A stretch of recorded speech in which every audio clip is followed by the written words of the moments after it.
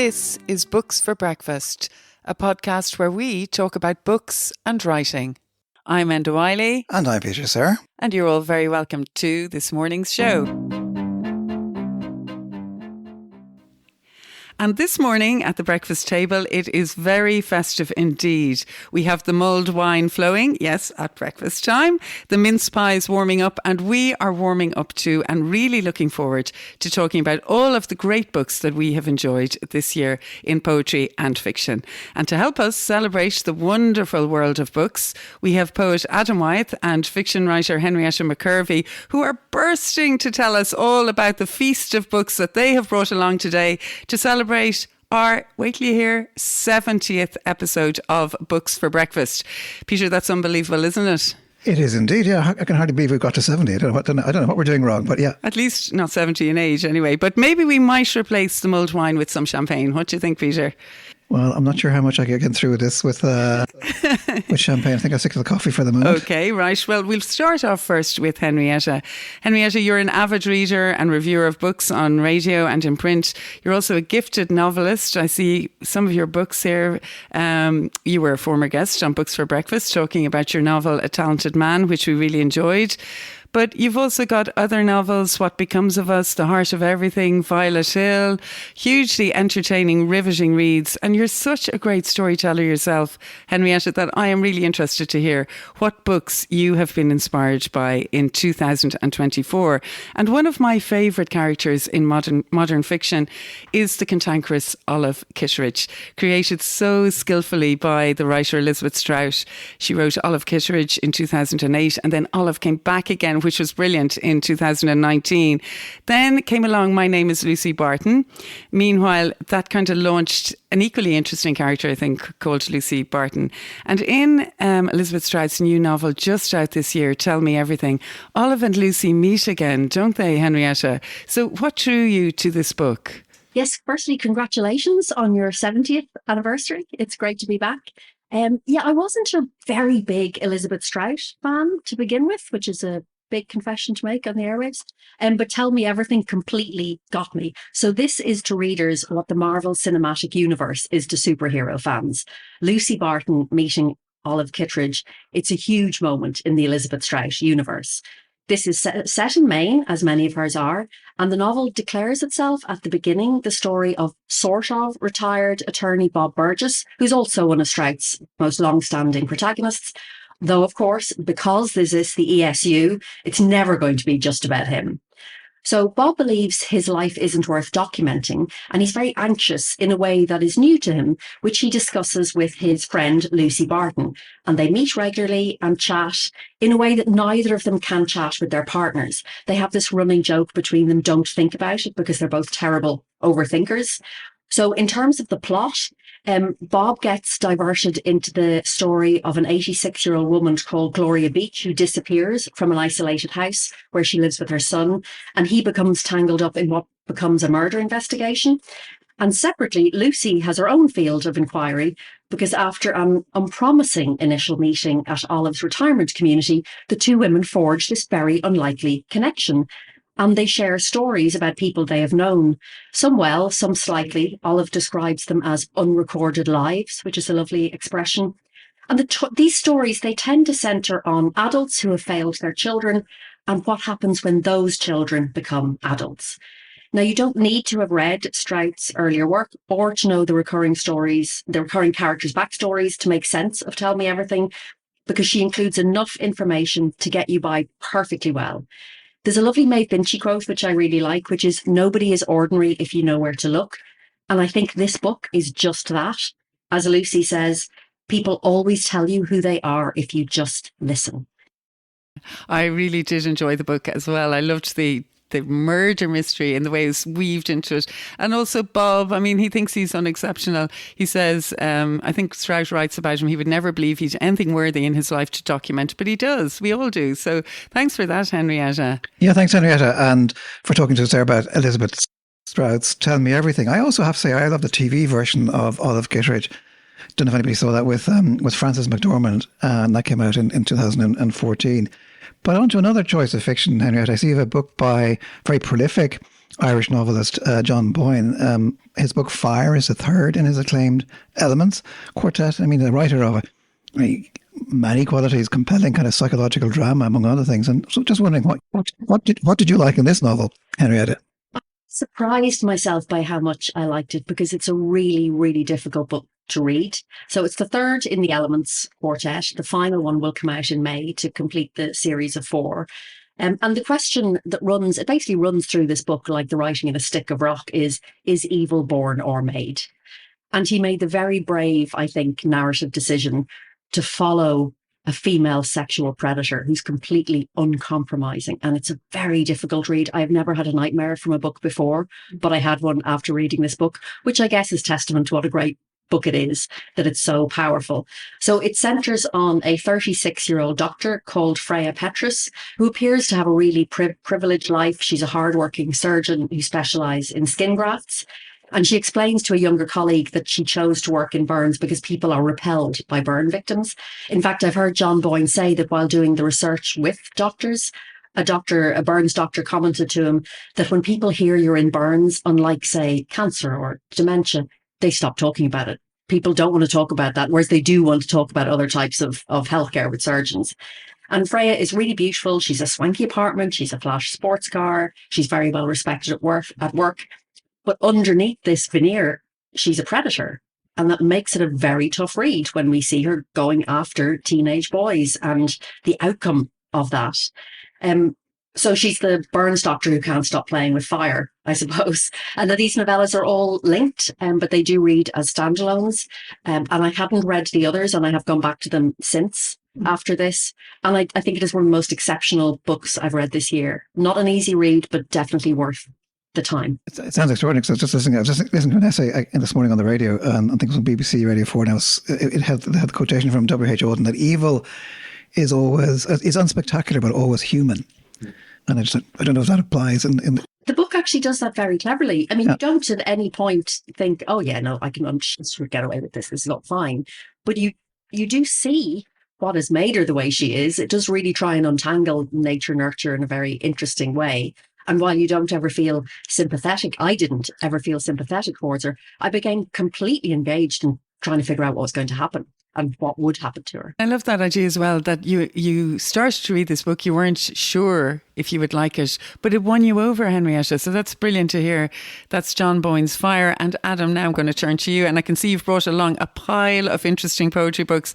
Poetry is your forte, I think it's fair to say. You're an award-winning, critically acclaimed poet, playwright, essayist, with 5 books published by Salmon Poetry, the most recent being About Blank. And we've featured many, many new books of Irish poets this year on Books for Breakfast. It's been a great year for poetry books, hasn't it, Adam? It's been, remarkable. I mean, really extraordinary to see. I mean, just going through some of this year's poetry, there's so much just coming out from Ireland, which is just, extraordinary. Some remarkable collections coming from celebrated poets and rising stars.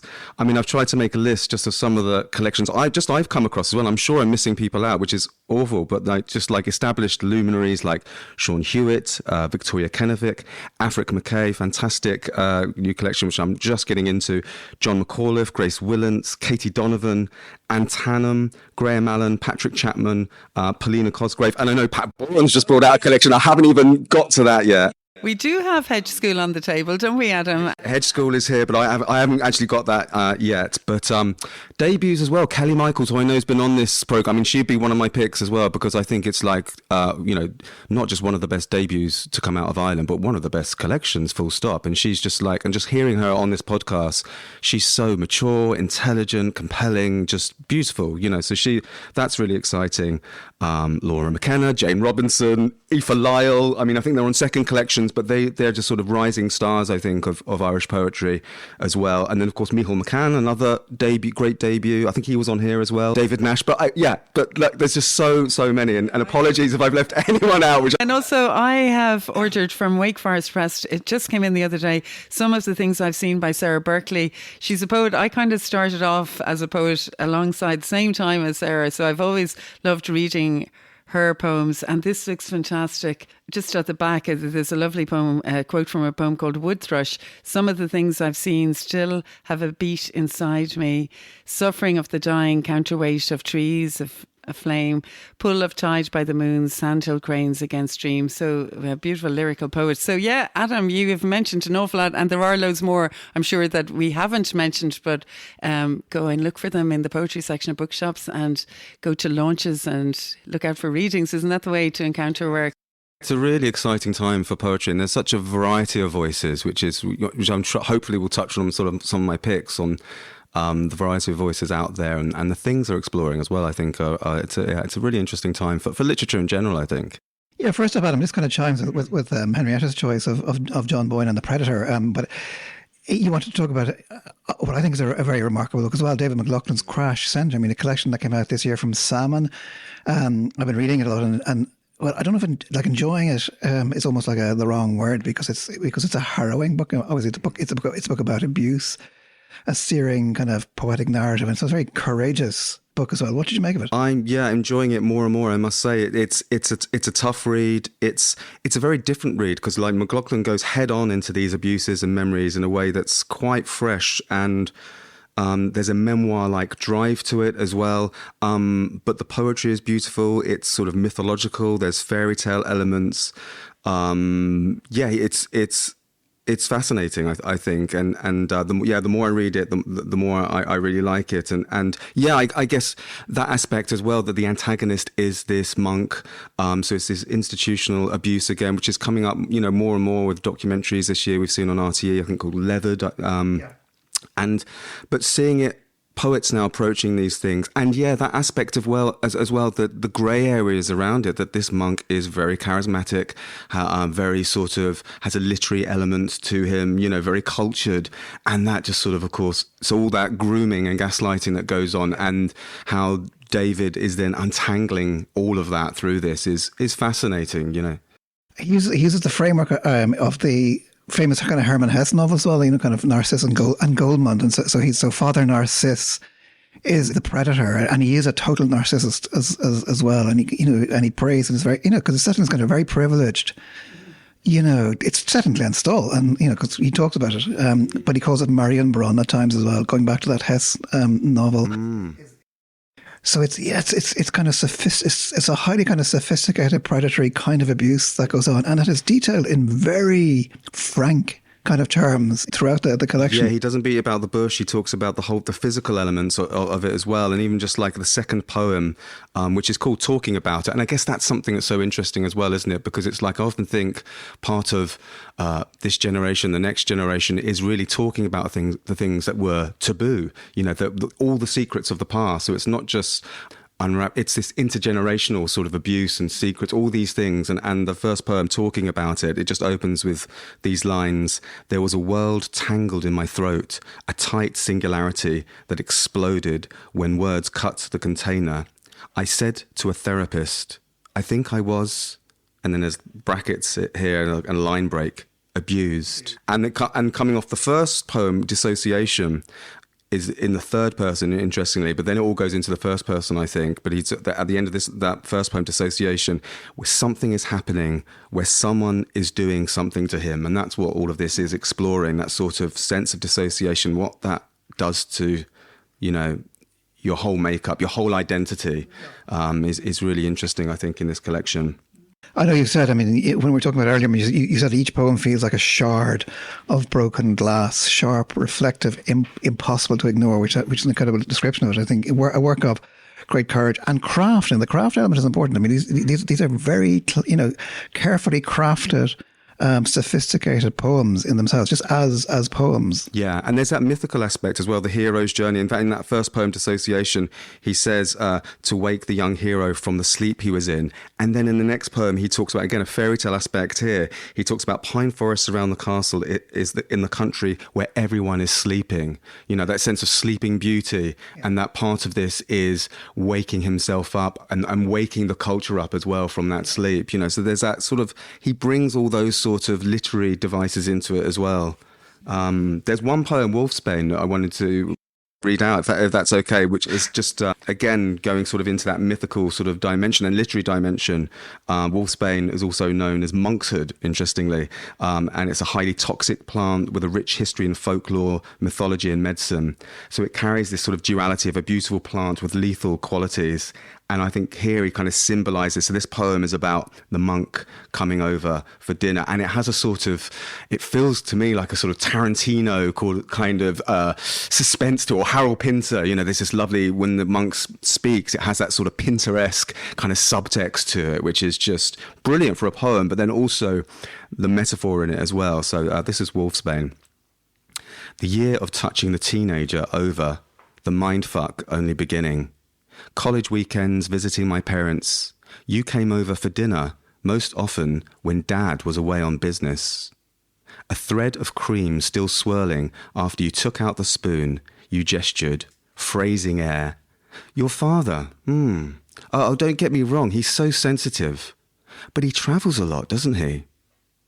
Mum served us dessert by the open fire, her best Waterford crystal. I was fume of juniper in your gin, paperweight in your palm. Hyena, wolf, whatever metaphor I give you, I had to eat my way out of you. Goliard, Billy Bunter disporting in tuck shop, 3 spoonfuls of type 2 in every cup, belly full of stone. Everything went in, cucumber sandwich, the crusts cut, jelly babies, adolescent penis, digestive biscuits, the aged prime fillet Mum ordered for the priest's visit, a child's limbs. Finally, I had to stop living inside you, seeing through your eyes. And that last line, seeing through your eyes, is so chilling, because what the psychological, not just the physical abuse, but the psychological abuse of how he is so, there's a sense of love and reverence, and taken in by this and having to stop, so it's just brilliant stuff. It's really powerful. Thanks for bringing that to the table today. That's Crash Centre by David McLaughlin, and it's published by Salmon. Salmon are bringing out great books, so do have a read of that. And now, Adam, we're going to move on to Elaine Feeney's All the Good Things You Deserve. I mean, novelists have often been poets too. Maybe Henrietta might take it up at some stage, but I'm thinking of the likes of Margaret Atwood, Michael Ondaatje, Ocean Vuong, or the elegant Helen Dunmore, a writer I've always loved. For your second choice, you've turned to Elaine Feeney. She is a poet and she's also a novelist. So can you tell us a bit about All the Good Things You Deserve? Yeah, I mean, this is another sort of difficult collection, I suppose, in many ways. But I think with all these poetry collections, they're so rewarding. There is that sort of coming through. What Feeney does here is even more perhaps psychological in what she's doing with the form of poetry, in that particularly with the opening poem, which is the title poem, All the Good Things You Deserve. It's this 24 canto, and it is sort of a tour de force, really. And she is a force, Elaine. I mean, you get the sense. I know Elaine. And she was a salmon poet, actually. I think she's with Penguin now. Is it this new one, or part of Penguin? I'm not sure. One of these huge. I mean, she's just gone. She started out as a slam poet, so she brings that sort of energy and exuberance to her writing, and when it matches that kind of literary element, it's really when her writing is at its best, and it's really come to and I think that dramatic side, which has come through the novels as well, meeting that with the poetry is really exciting. But she has this sort of Beckettian sort of drive to the language, while at the same time it differs from Beckett in the sense that the images in the poetry are sort of very sort of Lynchian, if you like, so it has that sort of striking nightmare kind of feel. But also what she does is how she circles around this abuse, and again the sense of identity of how the mind works. Was I to blame? What if I did this? And this running away. So all of this is kind of going on in the poetry, but at the same time, with all that energy and exuberance, it's sort of distilled into these sort of beautifully crafted pieces. That some of the cantos are one line, some are several lines, some are a couple of pages, so you get this real sort of sense of flow and but also how memory works, and how when the psyche is broken, capturing that in poetry, I think is really lovely. Sounds great. She is, it has to be said, a very passionate person and a passionate poet. She's rooted in the west of Ireland, but she speaks to readers, I have to say, everywhere. It's not just a book for women either. I think it's for everybody, isn't it? Absolutely. It's a dark night of the soul. It's a sort of coming of age into perhaps the second half of life, and also it's about love ultimately as well. And I think all of us are sort of traumatized one way or another. I often think just being born is being traumatized. So we're all, and so it's dealing with relationships, love and family and lockdown and all those dynamics that go on. But particularly when you have a wound, when you have a trauma, how that affects you. And that's what I think art is, poetry is so important, is that it gives us that voice to be able to delve into those things and look at them. Well, that's great. So that's Elaine Feeney's All the Good Things You Deserve. So, Peter, will we move over to Henrietta now? I think it's time for a bit of fiction, isn't it? Interestingly, that poetry also features in Christine Dwyer Hickey's Our London Lives, where one of the central characters, Pip, he's haunted by T.S. Eliot's The Wasteland. So we featured Christine on our podcast this year when Our London Lives first came out. I mean, it was a novel that was recently shortlisted as Novel of the Year for on Post Irish Book Awards. So I think she's a tremendously gifted writer, and this is an epic new novel which spans decades in London and the lives of the central characters, Millie and Pip. So again, Henrietta, what did you make of it? Oh, I just love this book. You know, when you're going about your day and you find yourself thinking every now and again, oh, I can't wait to get back to my book. I wonder what's happening in my book. I had that feeling, and you just don't want it to end. And actually what Adam was saying there about the craft really resonated with me for this book because it's beautifully crafted. It's actually in one way quite complex in that it moves forwards and back through time simultaneously, but it's so elegantly done and cleverly done that you never feel any moment of dislocation or disconnection from it. So it begins in 1979 and it spans 4 decades, which is a big ask of any writer on themselves and even their research.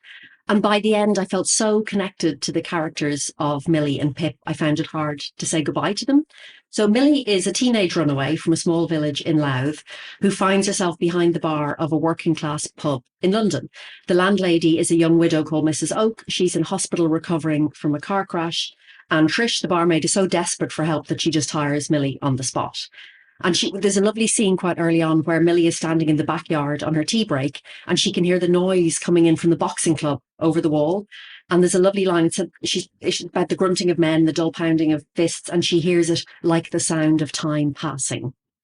And then she notices this handsome young boxer among the crowd who comes in for a drink on training nights. And she thinks a man like that would protect you. That's not how it plays out, unfortunately. But this guy, Pip, he's angry and he's lost and he seems determined to drink away his potential. So the chapters told from Millie's perspective, they move from 1979 through to 2017, which alternates with Pip's story, which opens in 2017. So his boxing career is over. He's out of rehab, before that hospital, before that again prison. And he's not exactly coming down with offers. So he moves in with his brother, who's a successful musician, into his place in Notting Hill. There's a really good line to describe how he feels about the relationship, which I think probably resonates with a lot of families, which is, it's not that he doesn't love his brother, it's that he can't stand him.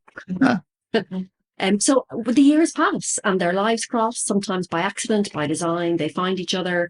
Pip is gone from London for long periods of time, but Millie stays at the pub for years. It's become her surrogate family.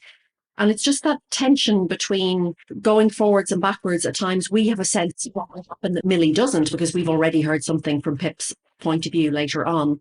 And one of the other things I loved about this book is how the city of London almost becomes another character. There are some really great books that feature London, like Patrick Hamilton would be one of my favourites, Hangover Square and those sort of 1930s set books. And you really feel London and how it's changed, and also what it's like for an outsider, the Irish perspective in London and how that changed and how the Irish were viewed is woven very skillfully through it. Indeed, yeah, no, I felt that very strongly as well, that sense of London as a character. And also because she comes from a small kind of place and a very kind of judgmental place, because Millie loves walking around London. She gets a lot of pleasure from walking around the kind of streets and exploring, and so she relates very strongly to it. So yes, she's an outsider, and I suppose so is Pip, unlike his brother who's a bit more of an insider, but the city is a very kind of comforting kind of presence for Millie throughout the novel, I think. And it's less so for Pip. It's interesting that he's somebody who seems on the outside more able to fight a situation, but he actually struggles with London in a way she doesn't. There's a beautiful sound art piece by Janet Cardiff called The Missing Voice, which is a walk around London, which I've done many times. And it really, I felt very close to that idea again, reading this book. You feel like you're being led by the hand through the streets and through the years. I mean, she's an amazing writer, and we love the book. We have to say, it is a large book, so it'll definitely work over Christmas, won't it, Henrietta? It's a perfect curl up over Christmas on a dreary afternoon, and you'll enjoy yourself so much. And I loved all the characters, like Mrs. Oak. I loved Mrs. Oak, actually. She was one of my favourites. And also that she pinpoints historical moments like the Grenfell Towers, different points in history. And she does it very seamlessly and brings it in as she integrates it as part of the drama. So I think that's interesting as well, historically. So I have to say, Henrietta, I think you and I have similar tastes in novels, because just the other day I plucked this next novel from a shelf in a bookshop and I bought it. So I'm really looking forward to reading Half Swimmer by Katja Oskamp, who is the winner of the 2023 Dublin Literary Award. And I have to mention that it was translated by Joe Heinrich, because what would we do without our translators? They've, brought us so many wonderful books. The title Half Swimmer, it's a German term, isn't it, Henrietta, for someone who's recently learned to swim and then hasn't quite mastered it? I know, I kind of feel like that as well, even though I grew up by the sea. All my family are great swimmers and I'm the kind of one that isn't really. But yeah, I'm looking forward to reading it. Unlike Christine's book, it's a slim book, but slim books are often the best, aren't they? What did you like about this novel? Yes, I think I'd probably still half swimmer my entire life. Well, I think this sort of unpacks in your head for quite a long time afterwards. So in one way it becomes quite a large book, but that's just how you absorb it. So this is actually written in 2003, and I think it's just been translated recently on the back of Katja Oskamp winning the Literary Award for her book Marzan Mon Amour, because I just came across this like you in the bookshop. I hadn't heard about it. It didn't seem to get much attention, this new translation of Half Swimmer. And it's a really, again, like Marzan Mon Amour, it's set in Berlin. So Marzan was the story of a writer who'd given up on writing to become a chiropodist in Marzan, which is a vast housing estate in what was once communist East Berlin. And Half Swimmer is also set in East Berlin. And it's somewhere between a collection of linked short stories and a coming-of-age novel. It feels more like a series of memories, which feels random until the end when you reflect back on it and you see the links and the parallels and how she has built up the world just sort of piece by piece. It revolves around a woman called Tanya, who was growing up in 1980s East Germany as the daughter of an army officer and teacher. Her mother is a woman who she describes as she always wants to look just a little above average. Mm-hmm. You don't actually have notions. You want to be a little bit better than everybody else, but not so much that you're going to stand out as different in that time. And the expectation for Tanya is that she will become a model German Democratic Republic citizen. But of course, she thinks quite differently. So in the first few stories, we see her as a 12-year-old and she's trying to make sense of the adult world around her. It's her life with her parents, her friends, neighbours, school, and her life with the state itself. And there are these amazing descriptions of the physical environment of East Germany, such as when she goes to her grandparents and they live beside a steelworks, which she describes with the line, "The grey sky, the top of the dirty concrete wall, which enclosed the steelworks like a thick, heavy belt." And I just thought that was lovely. It's such a visual image. So Tanya is somebody who's coping with a world that's changing in ways she can understand and also not understand. She talks about a friend of hers having an aversion to the big picture of life and having mastered the art of coping just enough to find a way through chaos. And I think that's the heart of this book. It's about figuring out how to cope just enough to get through chaos unscathed. It's a lovely read. Yeah, and I loved Marzan Mon Amour. What a brilliant poem. Have you read that, Adam, at all? I haven't. No, it sounds fantastic. Yeah. And a wonderful translation. I think that's beautifully done. I think Joe Heinrich is a really, really good translator. It's very elegant and it just really captures it, doesn't it, the story? So we're going to move now to you, Adam, and Peter's going to grill you now about poetry. Yeah, because I just think before I come to Adam, I was just thinking about how much has come out of East Germany, in terms of, that kind of the recent kind of fiction, but also amazing kind of films. I'm watching a series at the moment on Channel 4 about two sisters, one on either side of the wall. That's extraordinary as well.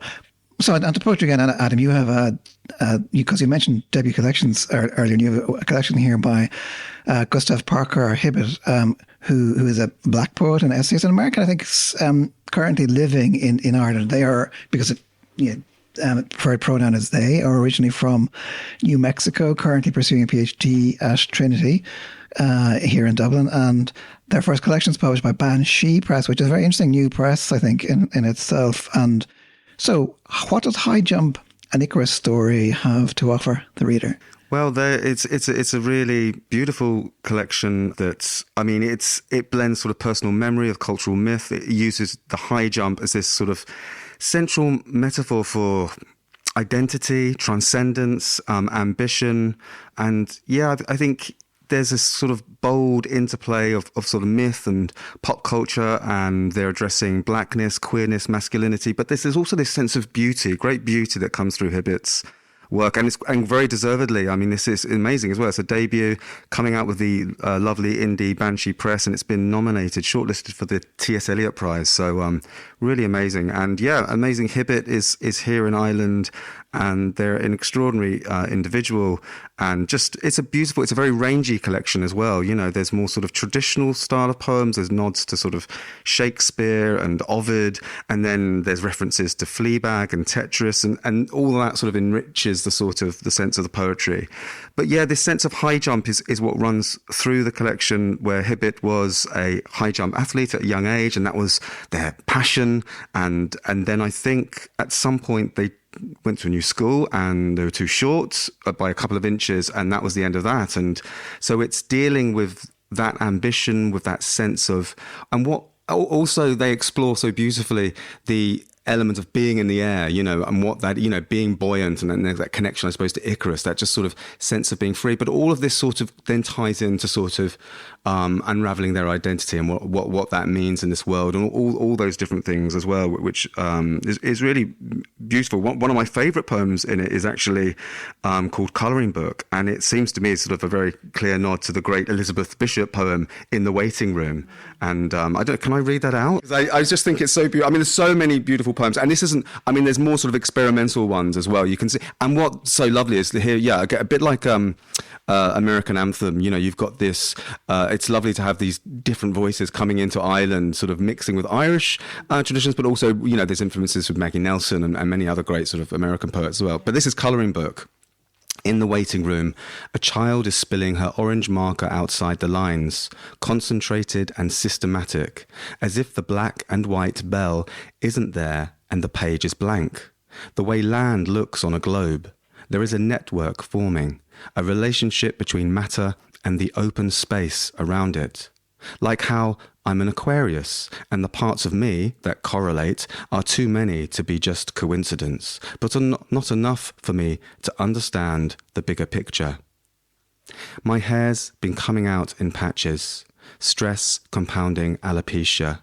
Growing up, I saw colouring as a test, dexterity predicting concentration, futures where I grew up clean and trim. So my hand shook, and I always failed.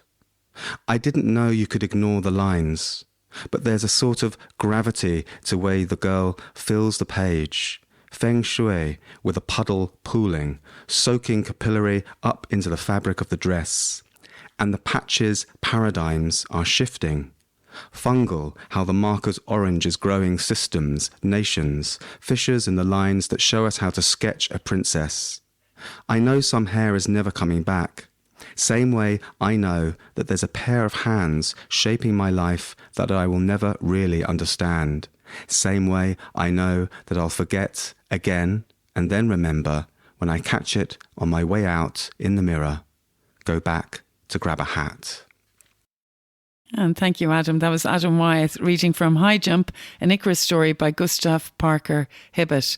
Well, another poet that we featured on Books for Breakfast this year was Kerry Hardy, who published her collection with its Beckettian title, We Go On, a book that Peter and I really loved for its deeply meditative nature. They're poems that address the dilemma of being alive. I know we've been talking about that today at the breakfast table. Poems that address being human. They're dark poems, but they're also poems of light, and they are poems that most definitely stay with you.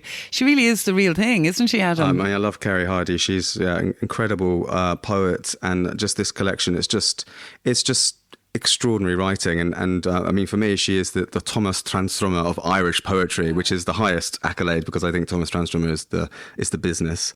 I'm sure Kerry will be delighted to hear that. But she is, I mean, she has this sort of, you know, sort of stark, plain-spoken precision, but this lyrical depth, and they're just so, you just know this is a collection that you're just going to sort of reread for the rest of your life, because it's full of wisdom. And there's anxiety. She speaks about grief so well, but also why I compare her to or put her in the same school as Tranströmer is this psychological range. So they're not just beautiful poems about nature. It's that she gets into the inner world of what nature is, so those lines begin to blur. And I think she just does that so seamlessly. Like in the poem, for example, Grief, which, really speaks to me. At the moment, we've lost a dear friend and we should say, a poet and great writer and singer, Judith Mock.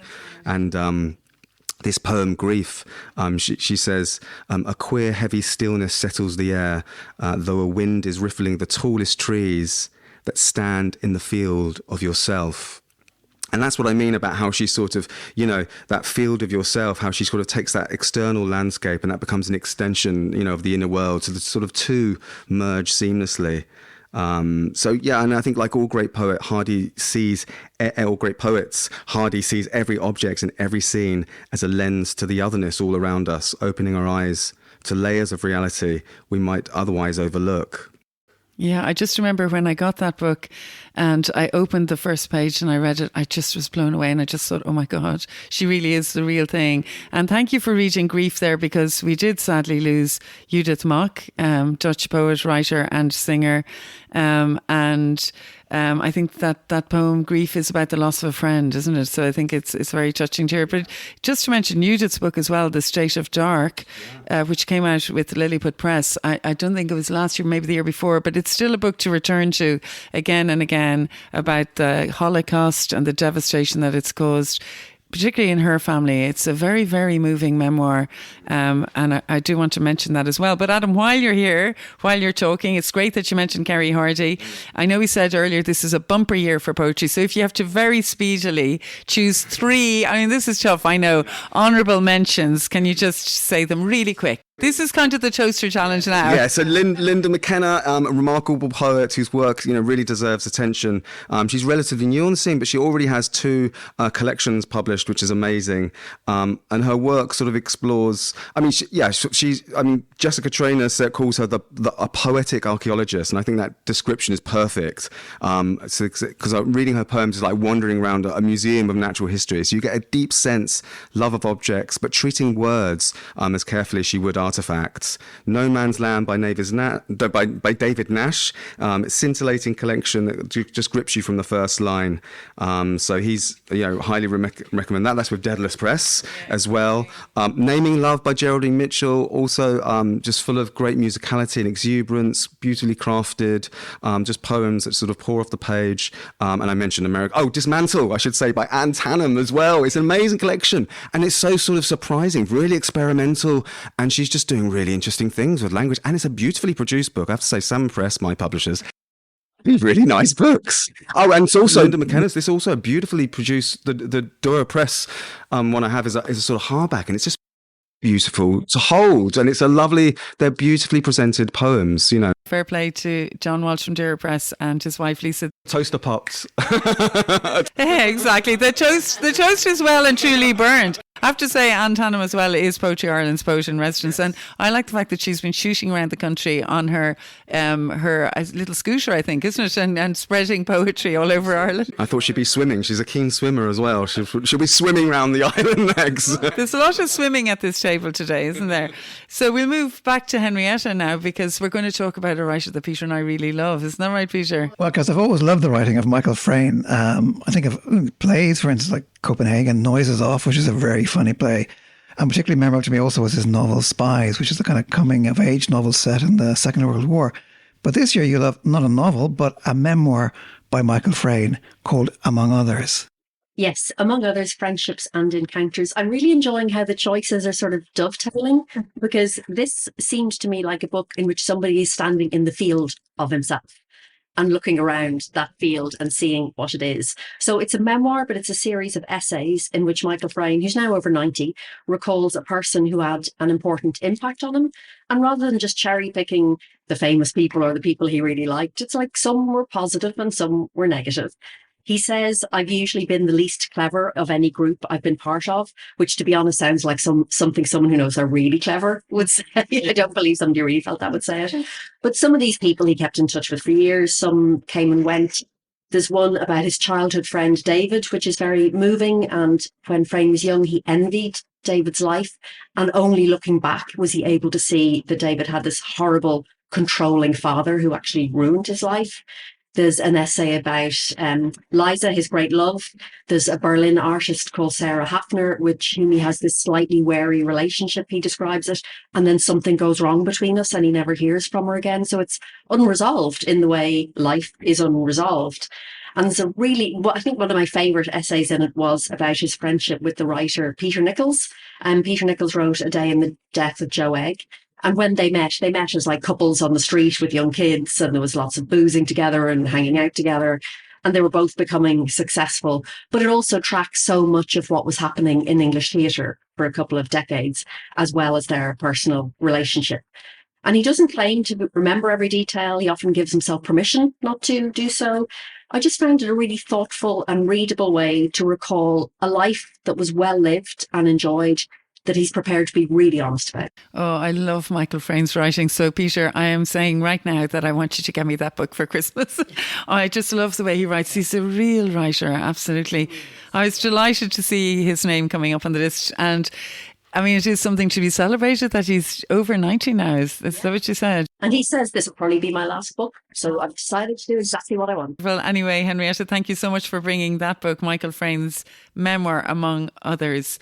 And many thanks to Henrietta McKervey, fiction writer and reviewer extraordinaire, and to Adam Wyeth, poet and also reviewer extraordinaire, passionate reader of poetry. Your choices of books this year have been absolutely fantastic to hear. But Peter, sir, you are not off the hook. What books did you enjoy this year? Yeah, there's so many. I mean, I'm just looking at a kind of pile that I have in front of me here. Some of these are aspirations in the sense that I've kind of begun them. I haven't finished them yet. So therefore, these are books that I'm intending to read. So now I have to read them. But one of those is I just recently acquired Rilke, The Last Inward Man from Pushkin Press by Leslie Chamberlain. And that's, I kind of start that read. It's really interesting. It's kind of like a biography of, somebody's mind. And this idea, like the big argument is that the poet's inwardness is a big sort of, or a response to what he felt to be a very materialist world, and one that was losing its sense of mystery. So that idea of Rilke as the last inward man. That reminds me of, that's what I wanted to say about Kerry Hardy, is that inner world that she captures so well, which we forget about. And of course, it is quite Rilke in that sense, isn't it? Yeah. Absolutely. And the other, and it's because, and I kind of forgive myself a little bit because it's like, I'm looking at it, it's almost 1,000 pages. Or it's more, in fact, it's more than 1,000 pages. And this is, again, it's not this year. It came out in 2021, in fact, but I have just got it this year, and it's Richard Zenith's Pessoa, An Experimental Life. And because I've always loved Fernando Pessoa, the greatest kind of Portuguese kind of poet, and the man known for all the different heteronyms that he had, this kind of multiple personality. I mean, Alvaro Campo and Ricardo Reis and Alberto Cairo, the shepherd poet, all these personalities who reviewed each other, talked to each other, and had utterly different kind of styles. Bernardo Suarez, and of course, Pessoa himself, multiple kind of people within this one. So this is a kind of an exhaustive. It's also, I suppose, incidentally, a biography of Portugal, more a history of Portugal as well.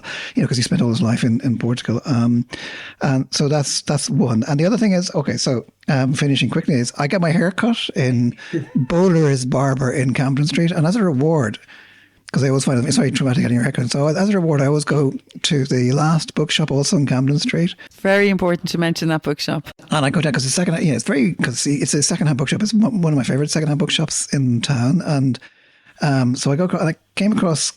Don't always find stuff, but I was in the poetry section. But somebody had I don't know, maybe somebody died and their books were being distributed, because these are very old books. So I came across this in the series of Penguin Modern European Poets. It's Guillevic, a French poet, and actually John Montague has translated him as well. But he's a brilliant, brilliant poet. And this was published 40 years ago, in 1974. And I'm really, really enjoying it. It's just got some. It's just. They're often kind of short, kind of laconic, but just, I don't know, very, very interesting. And a lot of them set in kind of in Brittany and Breton landscape and Carnac and all that kind of stuff as well. So that's one. And then the other one in the same. Oh, just to say as well, mentioning John Montague, that his memoir is actually going to be launched this week by Lilliput Press. So that's another one to watch out for. Or not his memoir, a biography of John Montague published by Lilliput Press. So that'll be one to look out. Yeah, that's Adrian Fraser, isn't it? Yeah. No, I'm looking forward to that. And the other one I got, and that's Italian poet that nobody much reads now, but he won the Nobel Prize many years ago. So Salvatore Quasimo, though, is his name. And this is a book, again, even older than the last one, 1972. Debit and Credit, Anvil Press brought it out, and it is translated and introduced by Jack Bevan, who's kind of a noted translator. And I've always loved his translations of Quasimodo, and these. So to have the whole book, it's a beautiful book, hardback. So it's just I kind of enjoy this, books that you kind of find by accident in used bookshops. They can be so. I'm really looking forward to kind of reading the rest of that. But so that's And final mention. This year I don't have any more because I gave it away, because I keep giving away books by him. Stanley Moss. Goddamn Selected Poems came out this year from Carcanet, so that's 2024. He's brilliant, kind of New York Jewish. He writes a huge amount, but again, he writes often about kind of a religious sensibility in some ways, but also kind of anti-religious, in many ways. No, but he's a brilliant poet. And also, what a title, Goddamned Selected Poems. It's great, isn't it? I can see Adam is leafing through all those books. I'd be surprised if they'll remain in this house after this. But Putting them in his bag is actually what he's doing. Okay, and Enda, so let me ask you the same question. So, oh no, I'm not getting off the hook either. Well, I have to say I've loved many books of fiction and poetry over the year. Many of them have been spoken about today, but I did go and get this book recently, The Position of Spoons, and I've begun it, and I can see Adam looking at it longingly.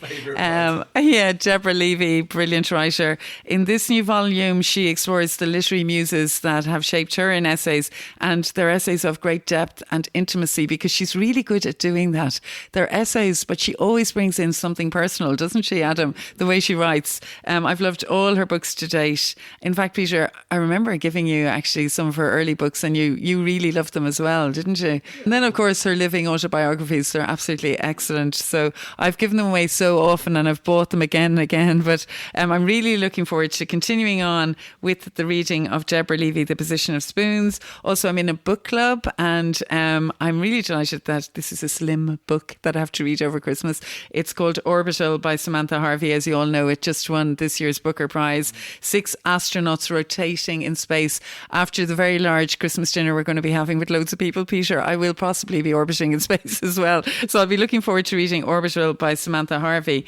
And poetry has thrown up so many good books this year. I would like to mention 2 new gallery publications, Harmony Unfinished by Grace Valence, and Old Friends, which was published by Gallery again. It's poems in Irish by Afric Mackay, translated by David Wheatley. So I've begun both of those collections, and I think they're really fine. Also, James Harper, The Gospel of Gargoyle, has just been published by Ablana Press. It's a really imaginative idea. A poet living in the Irish College in Paris. He flies to the top of the rooftop of Notre Dame and and he encounters a gargoyle. So it's fitting to read now, I think, given that the cathedral has just been magnificently renovated and reopened. So that's one to look out for. But one book that I loved this year was this book here called Soul Feast, Poems of Hope and Light, published by Blood Axe. And I just saw it poised as we are between the old year and the new year. I'd like to finish up by reading a tiny poem by Adam Zagajewski, and it's translated by Claire Kavanagh, and it's called Wake Up. Wake up, my soul. I don't know where you are, where you're hiding, but wake up, please. We're still together. The road is still before us. A bright strip of dawn will be our star. Thanks for that, Enda. And indeed, thanks to Henrietta McKervey and Adam Wyeth for coming in to talk to us at the breakfast table about their favourite books, or some of their favourite books of 2024. And so thank you to all our listeners for tuning into our podcast, Books for Breakfast, during 2024. And all details of the books discussed today will be available on www.booksforbreakfast.com. That was hard to say. So have a great holiday, and do tune in for more Books for Breakfast, and we'll be back again in, seems hard to say, January 2025. Anyway, thank you everybody, and have a happy holiday. Thank you. Bye. Bye. Bye. I think we've reached the end of our Books for Breakfast podcast this morning. I'm definitely rushing off to have more coffee. And I'm Enda Wyeth, and I have Peter Sir here with me. And Peter, would you like to tell everyone about the details of the podcast if they'd like to listen again? Well, you can subscribe at all the usual sources, Google and Apple and so on. And if you want to check out the notes that go along with this podcast, you can go to booksforbreakfast.buzzsprout.com. And yeah, so we'll be back again. We'll have the toast on, we'll have the kettle boiling, we will have more books to discuss, and we're looking forward to having you here. So goodbye, everybody. Goodbye.